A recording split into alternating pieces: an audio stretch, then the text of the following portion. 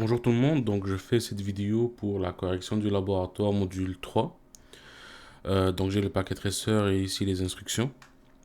Je vais juste zoomer dans les instructions ici un peu. Donc dans ce laboratoire là ici nous devons configurer le NAT et les listes d'accès étendues. Je pense qu'il y avait une liste d'accès étendue seulement. Ouais. Donc les adresses IP sur les interfaces sont déjà préconfigurées pour vous. Toutes les PC sont déjà préconfigurées avec les adresses IP et tout ça. Comme si je dis dans la note là, donc tous les équipements sont déjà préconfigurés, seulement avec les adresses IP. Le serveur web, le serveur Google est un serveur web et en même temps un serveur DNS. Donc la page web est accessible via l'URL google.ca. Le serveur web, donc il y a un serveur aussi qui s'appelle La Cité, c'est un serveur web. La page s'appelle lacité.ca. Donc ici, dans le VLAN 70, on a le serveur de La Cité. Et sur Internet, on a le serveur qui est Google ici. Donc, dans ce NAT, pour créer le NAT, je vous demande de premièrement créer une liste d'accès standard, donc une ACL standard, qui est nommée NAT, pour permettre les réseaux du VLAN 50 et 60 de sortir vers Internet. Donc cette liste d'accès-là, elle est juste là pour dire qui a le droit d'être naté, donc qui peut se faire traduire avec le NAT pour qu'il puisse aller vers l'Internet. Par la suite, je vous demande de créer un NAT pool, donc une pool, un bassin, si vous voulez, d'adresses IP publiques. Il commence avec le 209.32.3.3 jusqu'à 209.32.3.5. Donc, parce que le 1 est déjà utilisé, le 2 est déjà utilisé, le 6 il est utilisé pour le serveur en NAT statique, donc on a seulement du 3 jusqu'à 5, donc 3, 4 et 5. Par la suite, je vous demande de faire un NAT statique sur le serveur La Cité, donc pour le serveur La Cité, puis tester votre NAT avant de faire les ACL. Donc on va faire le NAT, après on va faire les ACL. On fait un NAT en premier, on va tester le NAT, après on va faire les ACL, tester les ACL. Donc pour ce faire, nous on contrôle seulement Core, donc ISP c'est pas contrôlé par nous, ça c'est contrôlé par le fournisseur de service, donc nous on contrôle seulement Core. Donc on va finir faire les configurations sur ce routeur là. Donc, je passe en mode de configuration avec config T. Par la suite, il faut que je crée ma liste d'accès. Donc, IP, NAT, inside. Oh, oups, désolé. Je suis un peu perdu. Non, c'est pas ça. IP, access list, désolé, standard. La liste d'accès s'appelle NAT. Donc, qu'est-ce qu'elle va faire ici? Elle va juste dire qui est autorisé à faire le NAT. Donc, on va faire un permit. Pour le réseau 50 et 60, donc ça va être 192.168.50.0, donc 0.0.0.255, donc c'est le réseau complet. Et ça va être le même réseau, là, mais ici à la place de 50, ça va être 60. Par la suite, je peux mettre mon deny any pour bloquer tout autre réseau d'être traduit. Exit. Par la suite, maintenant, il faut que je crée mon pool. Donc IP, NAT, pool. Puis là, il faudra que je fournis le nom du pool. Donc ça s'appelle nat-pool. Puis là, après, il faudra que je mette la première adresse utilisable de ce pool là. Donc c'est 209.32.3.3. Puis la dernière adresse de ce pool là, ça va être 209.32.3.5. Par la suite, il faudra ajouter le mot-clé netmask pour dire c'est quoi le masque de ce réseau là. Donc c'est un 255, 255, 255, 248. C'est un slash 29. Donc là, j'ai créé le pool et j'ai créé l'ACL. Mais là, maintenant, il faudra que je les jume ensemble pour qu'ils puissent fonctionner. Et là, c'est la commande IP nat inside, la source. Et là, ma source va être une liste. Et la liste, c'est la liste d'accès que j'ai créée, donc l'ACL standard, qui s'appelle nat. Après, je dois mettre le mot-clé pool. Et je dois mettre le nom de la pool. Donc nat-pool. Par la suite, donc ici je ne vous ai pas demandé d'activer overload, mais si dans l'examen je demande d'activer overload, vous allez seulement taper la commande overload. Mais dans l'exercice ici, c'était pas demandé, donc je peux juste faire cette commande là ici. Par la suite, maintenant, je vais créer le NAT statique. Après, je vais attribuer le NAT à des interfaces. Donc, je vais mettre le IP NAT inside et outside sur les bonnes interfaces. Donc pour le NAT statique, la commande est très simple, c'est seulement une seule ligne de commande, c'est IP NAT inside source. Et là ici ma source, ça va pas être une liste, ça va être un statique, donc ça va être statique. L'adresse IP privée du serveur, donc 192.168.70.10, et l'adresse IP publique, donc qui est 209.32.3.6. Maintenant, on va attribuer IPNAT inside et outside sur les bonnes interfaces. Désolé. Donc, si je regarde ici, comme on a dit en classe, donc tous les interfaces qui sont connectées au public, aux adresses IP publiques, sont en IPNAT outside. Et ici, j'ai seulement une seule interface qui est connectée à ISP, qui est publique, qui est G00. Donc, elle, ici, ça va être en IPNAT outside. Et toutes les interfaces qui sont connectées avec des réseaux privés, c'est des IPNAT inside. Donc là, ici, c'est G001.60, 50, 60 et 70. Donc, c'est pas l'interface physique, c'est les sous-interfaces. Parce qu'ici, on a un router on stick.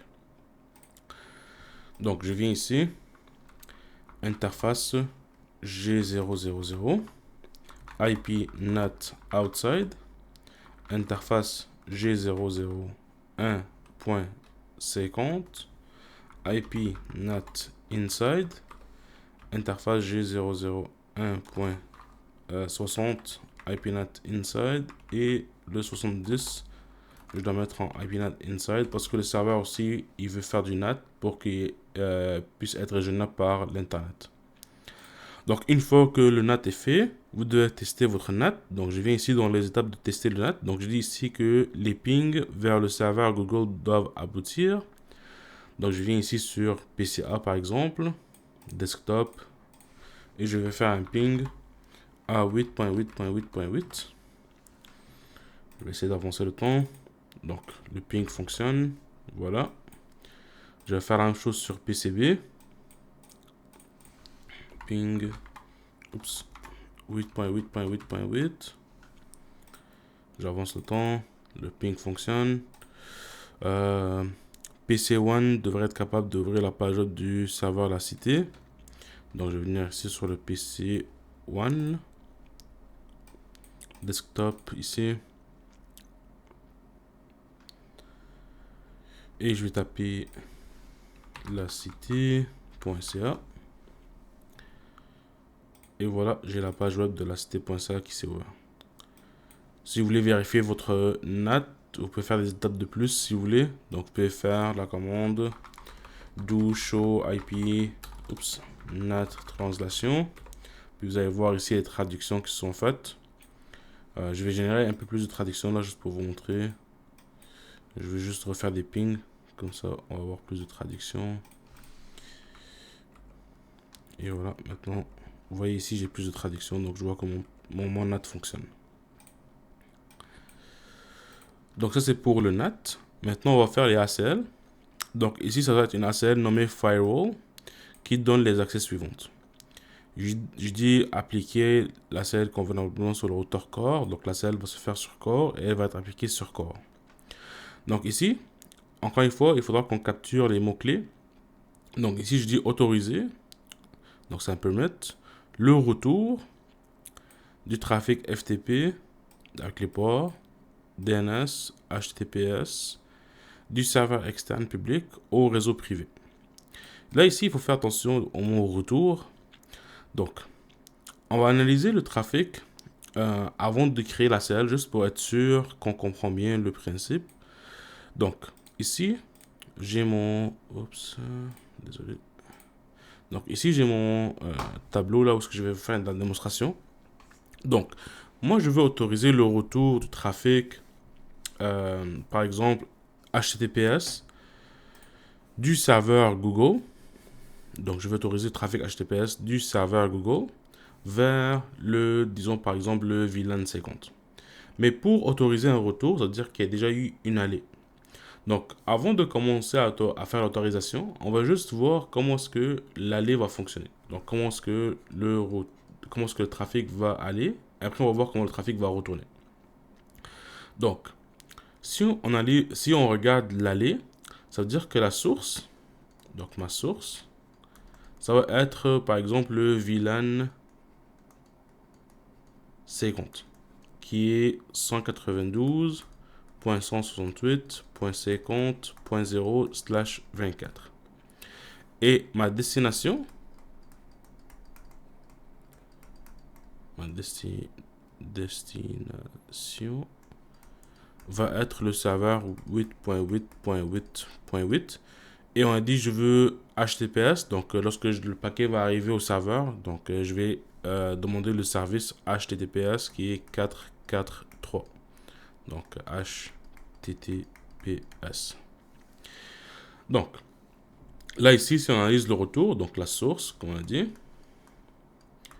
va être 192.168.50.0/24. Là, le PC va faire une requête, par exemple. Donc, si on parle avec le service web, il va faire une requête get, mais c'est pas important les types de requêtes là. Donc, il va envoyer du blablabla, par exemple. Puis, ça va être destiné à 8.8.8.8 sur le port 443. Donc là, qu'est-ce que le PC va faire? Il va encapsuler ce trafic-là. Donc, il va mettre dans un beau paquet et il va l'envoyer à sa passerelle par défaut qui est le routeur. Là, le routeur, lui, il doit analyser le paquet. Donc, il va faire ce qu'on appelle la désencapsulation jusqu'à la couche IP. Et là, il va dire, ok, ce réseau-là, ça c'est un réseau de type privé. Et ce réseau-là, ça c'est un réseau public. Donc, le privé ne peut pas aller directement sur le public parce que c'est pas routable. Donc, ce qu'il va faire, c'est qu'il va le natter. Donc, il va le traduire. Donc, il va utiliser le NAT pour que cette source-là devienne une adresse IP publique pour qu'elle contacte une adresse IP publique. Donc, maintenant, ma source, puis qu'est-ce qu'il va faire? Lui, il va piger d'une plage d'adressage qu'on a configurée. Donc, par exemple, il va piger le 209.32.3.4, par exemple. Donc, 209.32.3.4. Il peut piger le 5, il peut piger le 3, parce qu'on a 3, 4 et 5. Donc, il va piger une de ces adresses-là. Il va encore mettre le blablabla, la requête qu'il va envoyer à destination 8.8.8.8 sur le port 443. Et là, il va encapsuler encore le paquet. Et maintenant, qu'est-ce qu'il va faire? Il va l'envoyer au serveur.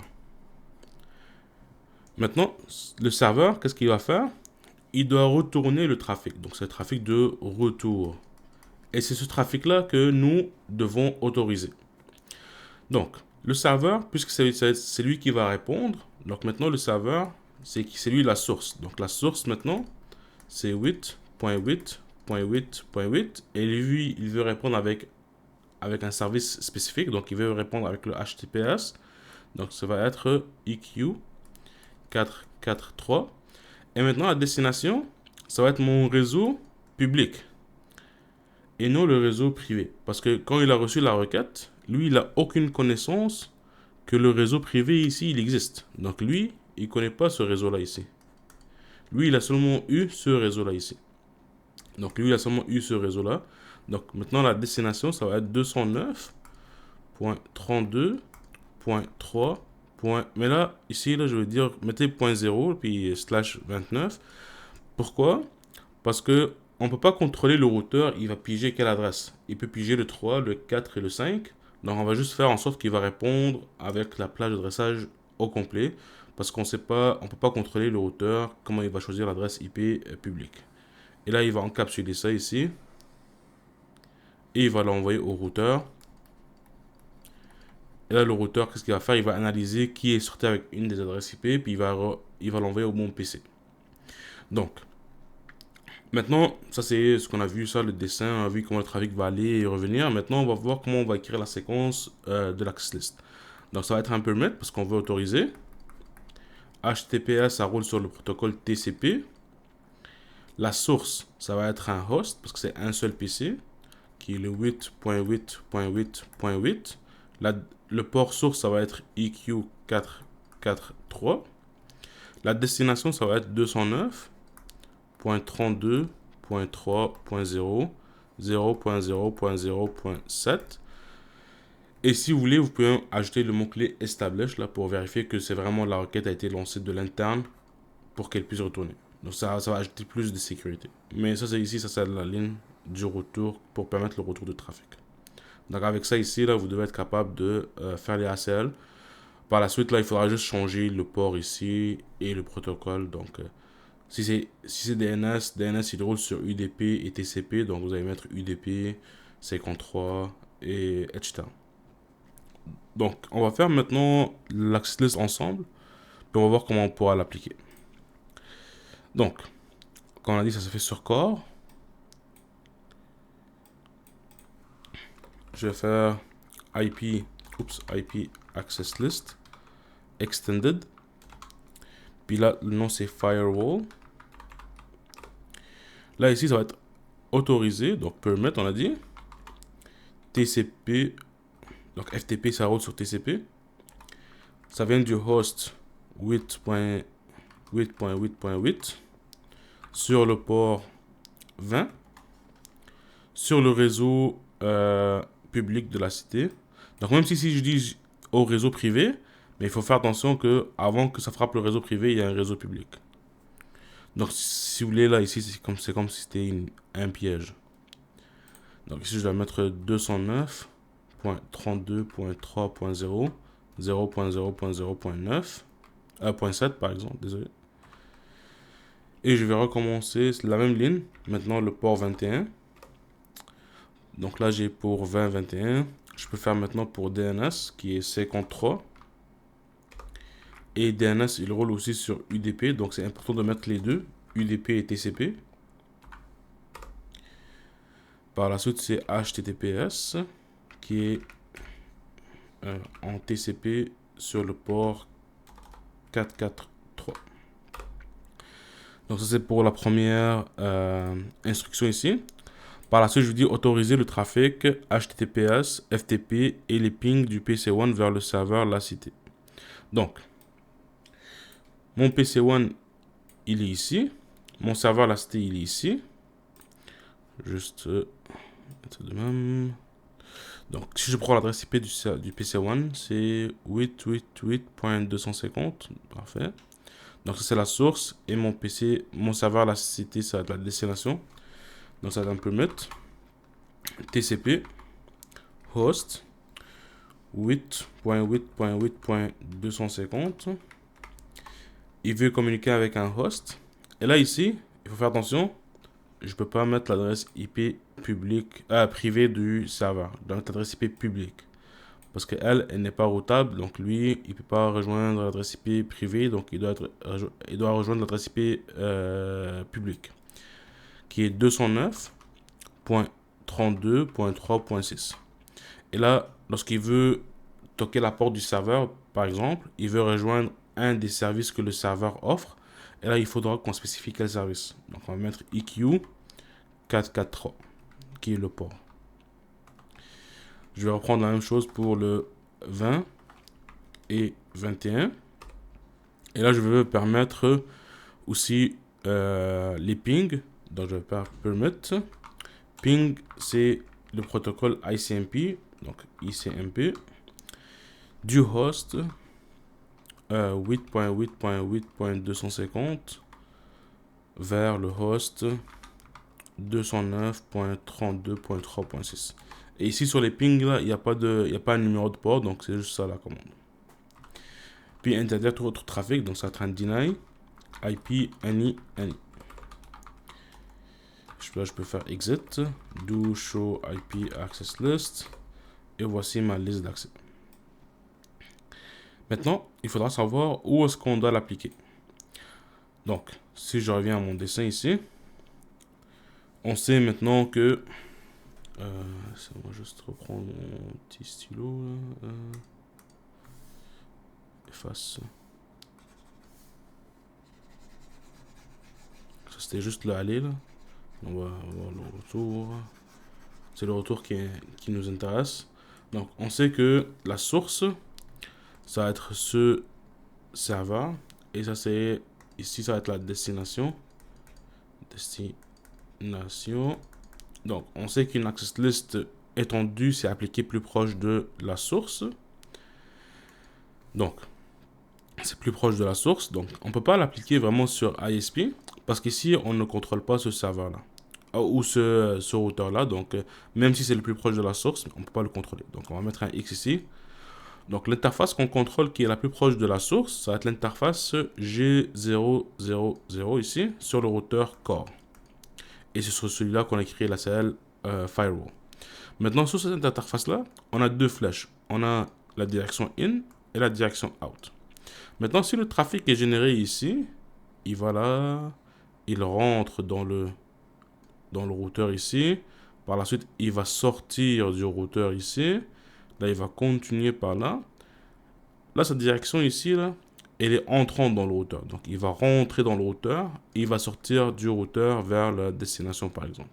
Donc, sur G0/0/0, il va être en inside ou in, celui-là. Donc, je vais l'appliquer en in. Donc, je reviens ici sur mon exercice. Je reviens sur le routeur. Je vais faire interface G000 IP Access Group. Là, je donne le nom. Donc, c'est Firewall. Et je dis si c'est in ou c'est out. Donc, on a dit que c'était in. Je l'applique en in. Et maintenant, je peux essayer de faire des tests de l'ACL. Donc, tester les ACL. Donc, PCA et PCB doivent être capables d'ouvrir la page web du serveur google.ca en HTTPS. Donc, je viens ici sur PCA. J'ouvre un navigateur web. Et je vais faire https://google.ca. Et en faisant ce test-là, non seulement je teste le HTTPS, mais je teste aussi le DNS. Parce qu'il faut résoudre ce nom de domaine.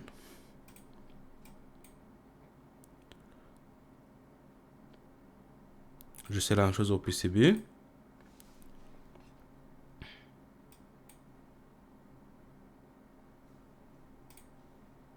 Et voilà. PCA et PCB doivent être capables de se connecter via FTP sur le serveur 8888. Donc PCA ici.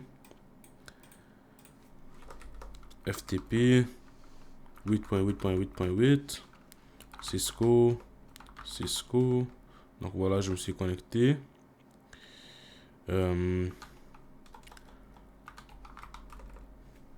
Secret.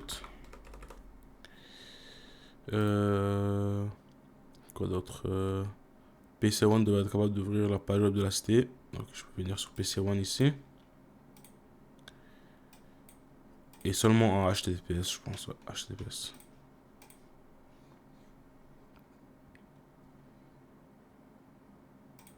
Donc https://lacité.ca. Et voilà la page de la cité qui s'est ouverte. Donc vous pouvez aussi tester si vous voulez voir ici là, les matchs. Là. Vous pouvez faire do show IP access list. Puis vous allez voir vos matchs un peu partout. Là. On peut tester ça ici. Là. Donc le PC1 doit être capable de se connecter via FTP sur le serveur. Donc je vais juste copier l'adresse IP ici. Et je vais faire la commande ici. FTP. Paste. Cisco. Voilà.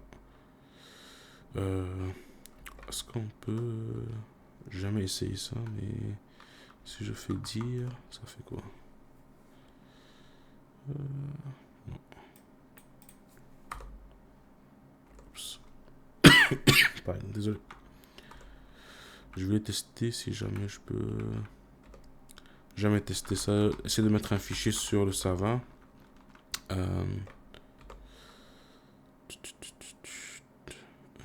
Si je fais put, ça fait quoi après? Here, opening C, no such drive. Mais c'est pas grave là. Si jamais vous voulez tester le port 20, je pense que c'est le port. Si vous voulez tester le port 20, vous pouvez utiliser le générateur de paquets ici. FTP, par exemple, le port source, ça va être le port... non, port de destination, ça va être port 20. Port source doit être un port privé, donc 1024 ou plus. Ça, c'est la destination. Qu'est-ce que je peux être aussi? La source est bon. Single packet. J'envoie un paquet. Et si je refais ici le test. Non, ça n'a pas envoyé, je pense. FTP, destination, oui. Ok. Si j'essaye. Ok, non, ça renvoie sur le port 21. On dit... Ah oui, c'est ça. Désolé, ça doit être le port 20. Donc j'envoie des paquets. Vous avez ici, j'ai eu des matchs. Vous pouvez faire la même chose pour tester l'autre côté, là, si vous voulez. Là. Donc ça, c'est la correction du laboratoire du module 3. Donc si vous avez des questions par rapport au laboratoire, vous pouvez toujours m'envoyer des messages Teams ou des courriels. J'espère que cette vidéo va vous aider. Et on se voit la semaine prochaine. Merci et bonne journée.